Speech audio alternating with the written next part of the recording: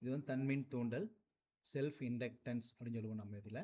Self inductance அப்படின்னா இங்கே ஒரு பேட்ரி கன்சிடர் பண்ணிக்கலாம். இந்த பேட்ரி வந்து பார்த்தீங்கன்னா நமக்கு இங்கே கேங்கிற ஒரு கீ கூட கனெக்ட் பண்ணி ஒரு பிரைமரி காயிலோட அட்டாச் பண்ணியிருக்கிறாங்க. இப்போ இதில் வந்து ஐங்கிற கரண்ட்டில் போகும்போது சுற்றிலையும் ஒரு மேக்னெட்டிக் ஃப்ளக்ஸ் உருவாக நம்ம ஏற்கனவே பார்த்துருக்குறோம். அந்த மேக்னெட்டிக் ஃப்ளக்ஸ் செகண்டரி காயில் கூட, இது பிரைமரி காயில் கனெக்ட் ஆன மாதிரி இங்கே நம்ம செகண்டரி காயில் இருக்கக்கூடிய அந்த காயிலில் வந்து இந்த ஃப்ளக்ஸ் லிங்க் ஆகும்போது இது வழியாக கரண்ட்டு ஃப்ளோ ஆகும்னு படிச்சிருப்போம் நம்ம. இப்போ என்னென்னா செல்ஃப் இண்டக்டன்ஸில் பார்க்கும்போது இங்கே எவ்வளோ மேக்னெட்டிக் ஃப்ளக்ஸ் இன்க்ரீஸ் ஆகுதோ அந்தளவுக்கு இங்கே இஎம்எஃப் உருவாகிருக்கும். அந்த இஎம்எஃப் தான் நமக்கு வந்து பார்த்தோம்னா டைரக்ட்லி ப்ரொபோஷனல். அதுக்கு டைரக்ட்லி ப்ரொபோஷனலாக இருக்கும் அப்படிம்பாங்க. So I is directly proportional to E. So அந்த ஈக்குவல் டு போடும்போது தான் நம்ம அந்த ஐங்கிறத நான் பண்ணால் டிஐபிடின்னு போட்டிருக்கிறேன். Rate of change of EMF, வேற ஒன்றும் இல்லைங்க. மின்னோட்டம் மாறும் வீதம் மின்னியக்கு சமமாக நேர்த்தகவல் இருக்குமா, தான் கான்செப்டுங்க. இது வந்து மின் இயக்கு விசை. மின் இயக்கு விசை மின்னோட்டத்திற்கு, இது வந்து மின்னோட்டத்திற்கு நேர்த்தகவில் இருக்கும்.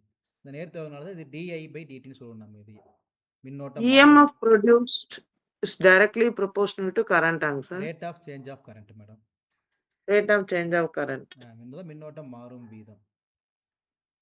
ஓகேங்களா? இந்த rate of change of current தான் நான் di/dtன்னு போட்டிருக்கிறோம். இது ஈக்குவல் டு போட்டோம்னா ஒரு கான்ஸ்டன்ட் போட்டாகணும், அதுதான் நான் -Lன்னு போட்டிருக்கிறேன். ஓகேங்களா? அப்போ E ஈக்குவல் டு மின் ஈக்குவேஷனா E, இஎம்எஃப்னா E equal to -L into di/dt. இதில் எல்லுங்கிறது வந்து செல்ஃப் இண்டக்டன்ஸ் அப்படிம்பாங்க, தன்மின் தூண்டல் எண். சரிங்களா? இது எல்லோடைய யூனிட் வந்து பார்த்தீங்கன்னா ஹென்ரின்னு சொல்லுவாங்க. இப்போது எல்லோட வேல்யூ மட்டும் வேணும் அப்படின்னு வச்சுக்கோங்க. நமக்கு உதாரணத்துக்கு இங்கே வந்து எல்லோட வேல்யூ மட்டும் வேணும். இப்போ E equal to -L into di/dt வந்திருக்கு நம்மக்கிட்ட. அப்போ என்னாச்சுன்னு பார்த்தோம்னா இங்கே எல் மட்டும் நமக்கு வேணும் அப்படின்னு பார்த்தோம்னா -E இங்கே வந்து இதில் கொண்டு வந்துடலாம். பை இது di/dt கொண்டு வந்துடலாம். இப்போ di/dt வேல்யூ 1 கன்சிடர் பண்ணிக்கோங்க.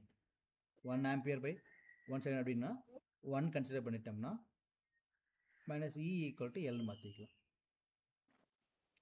ஸோ தன்மின் தூண்டல் எண் என்பது மின்னியக்கு விசைக்கு சமமாக இருக்கும். எப்போவுமா 1 ஆம்பியர் கரண்ட் 1 செகண்டில் ஃப்ளோ ஆகும்போது இதுக்கு சமமாக இருக்கும்னு சொல்லுவாங்க.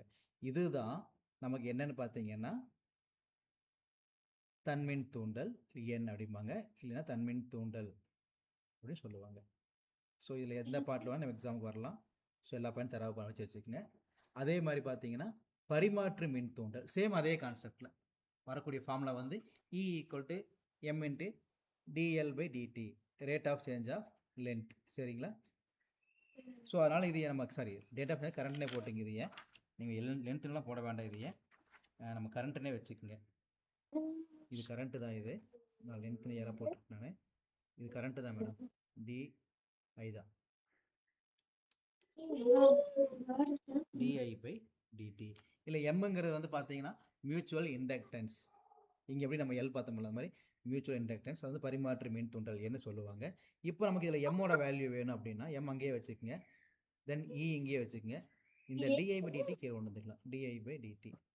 இப்போ இதோட வேல்யூ 1 கொண்டு வந்துட்டுனா 1 ஆம்பியர் பை 1 செகண்ட் கொண்டு வந்துட்டிங்கன்னா M ஈக்குவல் டு ஈன்னு வந்துருக்கும். M ஈக்குவல் டு தன்மின் தூண்டல் எண் எப்பொழுது ஈக்கு சமமாகும், இஎம்எஃப் சமமாகும்னு கேட்டாங்கன்னா 1 ஆம்பியர் கரண்ட் ஒரு செகண்டில் போகும்போது இந்த காயில் வந்து பார்த்தோம்னா 1 ஆம்பியர் கரண்ட் போயிட்டு இருக்குது, 1 செகண்டில் போகுது அப்படின்னா ஏன்னா நமக்கு வந்து இங்கே வந்து மியூச்சுவல் இண்டக்டன்ஸ் வந்து இஎம்எஃப் ஈக்குவலாக இருக்கும். இங்கே வந்து தன்மின் தூண்டல் வந்து பார்த்தோம்னா இஎம்எஃப் ஈக்குவலாக இருக்கும் சொல்லுவாங்க. இதுதான் நமக்கு இந்த பாயிண்ட்டில் நம்ம தெரிஞ்சுக்க போகிற பாயிண்ட். சரிங்களா? இது ஒரு டைம் 2 டைம் படிச்சு பாருங்க, உங்களுக்கு கொஞ்சம் புரிய ஆரம்பிக்கும். சரிங்களா?